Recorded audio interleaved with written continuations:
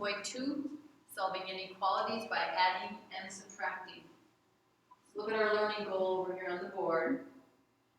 I can solve one-step inequalities in one variable using addition or subtraction.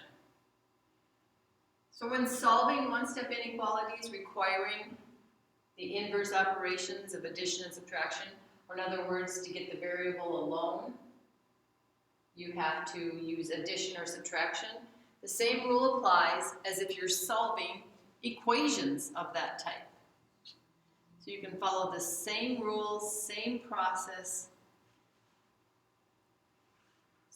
So let's start, we'll practice this first one here.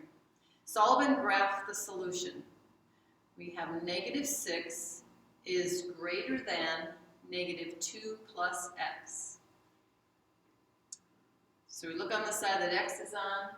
We can read addition backwards. We see that -2 is being added to the x. So to undo the adding of a negative number, we add its opposite. So we'll add 2 to both sides. And we will have on the left side, -6 plus 2 is -4 is greater than, these will cancel out and we'll have just our x. This is our solution, our algebraic solution. If we want to show it algebraically, that's how we would show it. And remember, we can also rewrite this as x, flip over the symbol, and the -4 on the other side. So if we leave it the way it was, the way we solved it first of all, so if we have it this way, the way we got it, that says -4 is greater than, so -4 has to be greater than, bigger than all the values x can be. So let's go look on the number line and see. Let's put our -4 on there. We need to have the integer neighbors left and right. So our integer neighbor to the left is -5, and our integer neighbor to the right is -3. So there's our snapshot of our number line. Now, what would it look like graphed? So according to that, what we just said, -4 is greater than all the values x can be. It appears that x can't be -4, so we will put a open circle at -4, and we would graph all the numbers that are greater than -4. So let's see if that would be this. -4 is greater than all the values x can be. Did I graph it to the right side? Is -3 greater than -4? No, it's not. So we have to instead, remember it says -4 has to be greater than all the numbers x can be. So -4 is actually greater than all of these numbers, -5 and -100. -4 is greater than all of those numbers. So we have to be really careful when we're graphing that what it says makes sense on our number line also. If we write it the other way, when we flipped it around so our variable could be on the left, that says all the numbers x can be are less than -4. So look at our graph, our number line graph. Did we end up graphing all the numbers that are less than -4?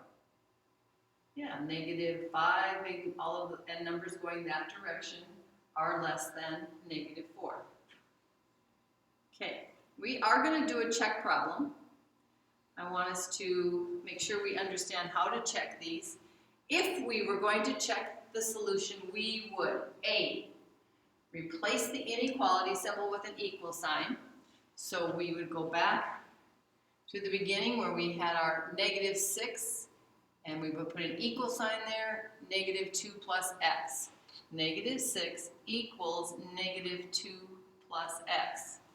And the reason that we put an equal sign there is right now we're just checking to make sure we have the correct endpoint. And so what we're going to do is we would put in the endpoint that we got -4, so we're going to substitute in for the x. We will put in a -4 and see if it checks out. So we end up with, bring our -6 down. What is -2 plus -4? It is -6, not because we want it to be, but because it actually is. So we say the endpoint checks out. That's all we were doing there, is making sure we have the correct endpoint. Even though we don't have it shaded in, we're not checking to see if it should be shaded. We're checking to see if we are starting at the right location on the number line. Step B, then we would check a number from the shaded region in the original inequality. In other words, now we'll have the inequality symbol in there. We'll have -6 is greater than -2 plus x. So -6 is greater than -2 plus x. We'll substitute in a number from that region. So let's go back up and look at our shaded region. We could choose -5. So let's put -5 in for x and evaluate. So we have -6 is greater than, it's -2 plus -5.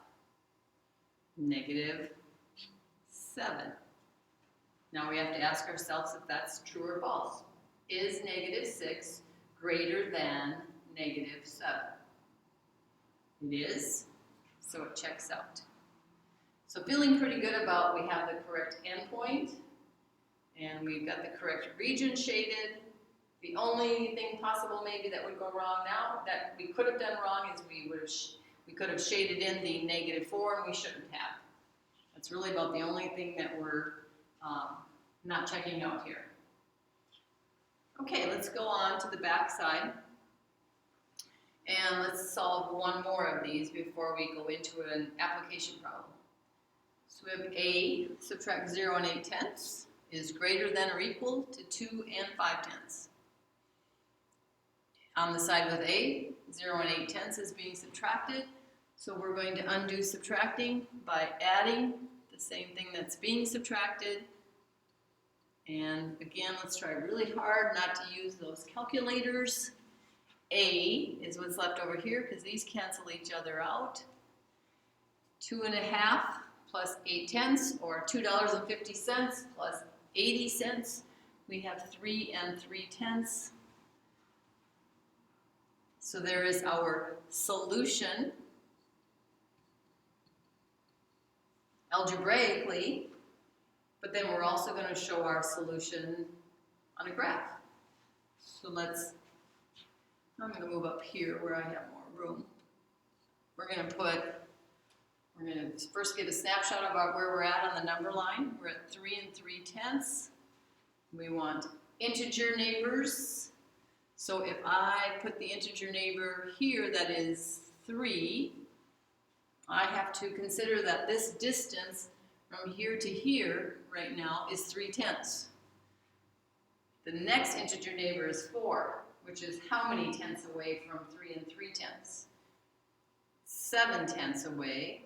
So we need another one. We need to double that distance, plus we need what we would consider about another tenth. So we just have to kind of make a good judgment call here. This would be another 3/10, another 3/10, and then maybe a tenth right there. So I'm going to go with right here is 4. Okay, there's my snapshot of the number line.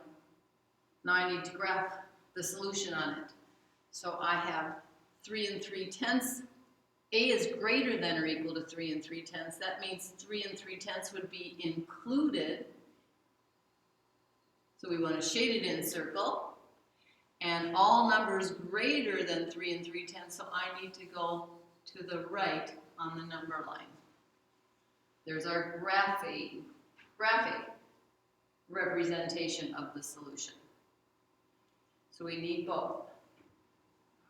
Okay, you do not have to do check problems, but I wanted you to know how. So we aren't going to do a check problem on this one. I wanted you to have it in your notes. Okay, let's go on to an application problem. The maximum load for a certain elevator is 1 ton. The total weight of the passengers on that elevator is 1,400 pounds. So there's already some people on it. Altogether they weigh 1,400 pounds. Anyone in here know what 1 ton is in pounds? You're right, 2,000 pounds. A delivery man who weighs 243 pounds enters the elevator with a crate weight of W pounds. So here's this man who's coming out to the elevator to join these other people. Apparently has a crate. We know what the man weighs, we don't know what the crate weighs. Write, solve, and graph an inequality to show the values of W that will not exceed the weight limit of the elevator. Okay, so we already know that the crate weight is going to be W pounds. So we'll just underline that there instead of describing our variable. We'll just do this, okay? Of course, when you're doing a problem from the book, you would have to write that down because you wouldn't be able to box that in your book. So write, solve, and graph. Okay, we need to have an inequality that will help us show what W can be so that that elevator doesn't end up with more weight on it than it should. The maximum load for the elevator is 2,000 pounds. We know that the passengers on there already weigh 1,400 pounds. There's a man coming on who weighs 243 pounds and a crate coming on with him that weighs W pounds. So we can do 1,400 weight already on there, plus our 243 weight of the man, plus W, the weight of the crate. And then on the other side, this is not going to be an equation, it's going to be an inequality, but on the other side, we know it can't be more than, maximum means no more than that, that's the highest it can go. So 2,000 will be on the other side, so we would need, since we can't have any more than that, we would need the is less than or equal to symbol. So the elevator can have less than 2,000 pounds total on it, or it can have exactly 2,000 pounds because that's the maximum. Okay, so we'll do some simplifying here first. We have 1,600, not 23, how about 43? And plus W is less than or equal to 2,000. We need to get W alone. So we'll subtract our 1,643, and we should end up with W by itself is less than or equal to whatever 2,000 take away 1,643 is. Well, it takes 57 to get up to 1,700 and another 300, so it'd be 357. Okay. But then remember, we talked about yesterday how sometimes there are restrictions because we know now what the variable is representing. So what can't W be, in other words? So where W can't be negative, the crate wouldn't have a negative weight. Can't really be 0 because then there wouldn't be a crate. So where W is positive, needs to have a positive weight. And because weight is not measured in negative, and in this case we're going to say or 0 because we already know that we have this crate. Okay, so let's get our snapshot of our number line here. We need a 357. But instead of integer neighbors, we kind of have this restricted area. We know it can't go any lower than 0, so we're going to put a 0. And since it can't weigh 0 pounds, we'll put an open circle at 0. It says the weight, right here, has to be less than or equal to 357. So 357 is included. The crate can weigh 357 pounds, but it has to weigh less than that also, or less than that. So then we would shade in between that 357 down to the 0. So we've got we wrote our inequality, we solved it, and we graphed it to show the values of W that would not exceed the weight limit of the elevator. Okay, so now we're going to do something else that's going to happen in your homework. They're going to have some statements like this. Use the inequality x minus 4 is less than 10. So this is, for this one, this is what they want us to use, to complete the following inequality statements. A, x is less than. Well, I'm thinking that we should be able to just write down the inequality that was given to us, because it says use this inequality to help. And so since we need x alone, it looks like, we could add 4 to both sides. And we would have x is less than 14. Fill in the blank. We have that one. It's pretty harmless. Okay, now we have x minus 14 is less than blank. What could we do in this one? So x take away 14. So we have, how about we take, with our last solution from this one, we have this one right here. Let's take that and see if we could work with that one. Because if we would subtract 14 from both sides, we would have our x take away 14. And what would that give us? We would have x take away 14 is less than 14 take away 14 on the right side, 0. There's our fill in the blank.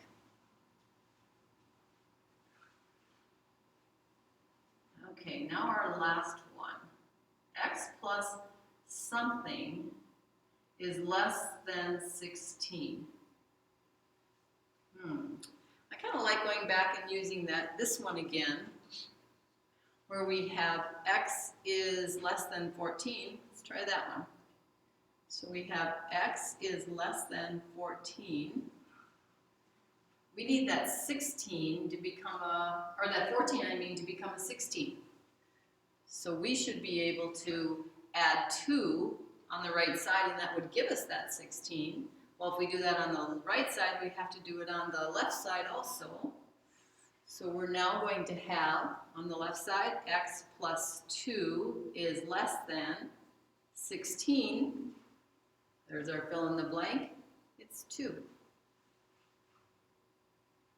Okay, now I'm not saying this would have been the only way to go about these 3, but this is one of the ways, and if you would have thought of something else, it still would have gotten you to the same results. Cool. Okay, so the rest of the time you can work on your homework and make sure that you are showing don't work like we did in the notes here. And I'll see you tomorrow.